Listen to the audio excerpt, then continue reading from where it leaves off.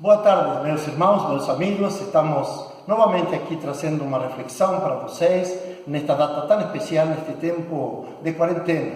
E precisamente esta semana eu estava pensando se na Bíblia nós teremos algum exemplo de alguma quarentena, visto que nós estamos há muitos dias sem sair, muitos dias encerrados, sem poder nos reunir para cultuar em casa. E eu encontrei na Bíblia uma passagem onde fala de alguém que entrou em quarentena por uma longa data. E eu chamei a esta reflexão a quarentena de Noé.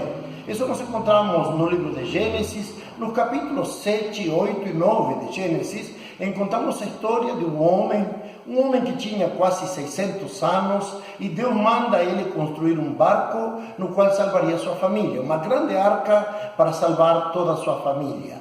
Agora, o que aconteceu? Ele começou a construir esse barco no meio de um lugar seco, num tempo em que não chovia, não se conhecia a chuva, que não vinha chuva sobre a terra, e não havia água naquele lugar, mas mesmo assim ele obedeceu a Deus, e ele ficou construindo esse barco durante quase 120 anos. Foi motivo de zombaria, foi motivo de escárnio de toda a população, porque simplesmente era algo impossível imaginar alguém fazendo um barco num lugar onde não dava para navegar. Mas Noé fechou seus ouvidos para comentários, para a oposição, para a crítica, e ele começou a fazer o barco. Passou o tempo e chegou o dia, o grande dia da quarentena, e diz a palavra de Deus que o Senhor mandou Noé entrar dentro dessa grande embarcação, ele e os seus filhos, a esposa dos seus filhos e sua esposa. Era um total de 8 pessoas que entraram, e a Escritura diz que ele ficou por 7 dias e nada acontecia. Por 7 dias ele ficou lá dentro e não havia nada de chuva, mas ali estava ele já de quarentena. Só que no 7º dia começou a derramar-se água sobre a terra, e a Escritura diz que foram abertas as cisternas dos céus e manou água de baixo para cima e de cima para baixo, e foi enchendo a terra. E todo o povo que zombou de Noé por muito tempo se desesperou, bateu a porta daquele barco dizendo: quem sabe tem um lugar para nos salvar. Mas o barco estava ocupado. Deus tinha salvado Noé e sua família porque eram obedientes, e assim também um casal de animais de todas as espécies, com o qual preservaria a raça humana. Essa história conhecida de todos nós, muito antiga, nos fala de uma quarentena que durou 157 dias. 7 dias sem chuva e mais 150 dias, diz a Escritura, que ficaram as águas sobre a face da terra.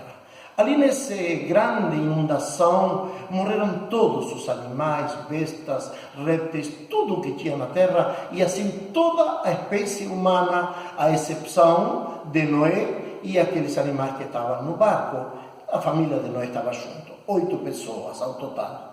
Agora eu quero destacar 5 pontinhos importantes sobre esse episódio, sobre essa quarentena tão especial que aconteceu já há milhares de anos e que durou mais de 40 dias, durou 157 dias. Em primeiro lugar, a quarentena foi necessária por causa de que Deus precisava punir. Era o juízo de Deus sobre a terra. Eu fiquei pensando, será que hoje não é o juízo de Deus que está acontecendo sobre este nosso mundo? Um mundo que está virando as costas para Deus, um mundo que está fechando os olhos para a voz do Senhor quando convida para vir a Ele, um mundo que está debochando, que está zombando, e todos somos sabedores do que aconteceu nos últimos tempos, de pessoas blasfemando de nosso Senhor, pegando a imagem de nosso Senhor e fazendo todo tipo de sacrilégio. No carnaval do último ano foi ridiculizada a figura de nosso Senhor e Salvador Jesus Cristo, onde Satanás pega e o arrasta por meio daquela passarela, onde todo mundo aplaudia a derrota de Jesus Cristo diante do poder de Satanás. Outros debocharam, dizendo que Jesus era gay, e você lembra aquele episódio do Porta dos Fundos, onde as pessoas debocharam de Jesus e fizeram uma imagem totalmente distorcida da figura de nosso Senhor. E eu fico pensando, será que fica impune toda essa blasfêmia de nosso Deus? A palavra de Deus diz, o apóstolo Paulo falou, não vos enganeis, porque de Deus não se zomba.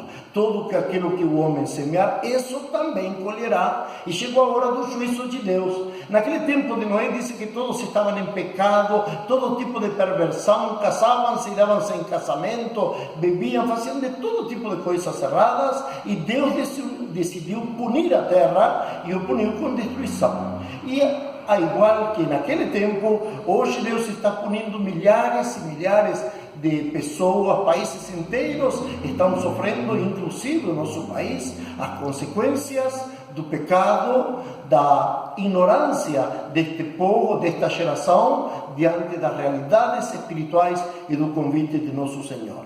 Então, foi necessário um juízo de Deus, assim como hoje Deus está dando seu juízo sobre este mundo para nos mostrar que Ele é o Senhor e mais ninguém, Rei dos Reis e Senhor dos Senhores. Em segundo lugar de minha reflexão, eu quero destacar que somente naquele tempo, naquele dia, foi protegido Noé e sua família, aquele que tinha um coração justo e um espírito obediente.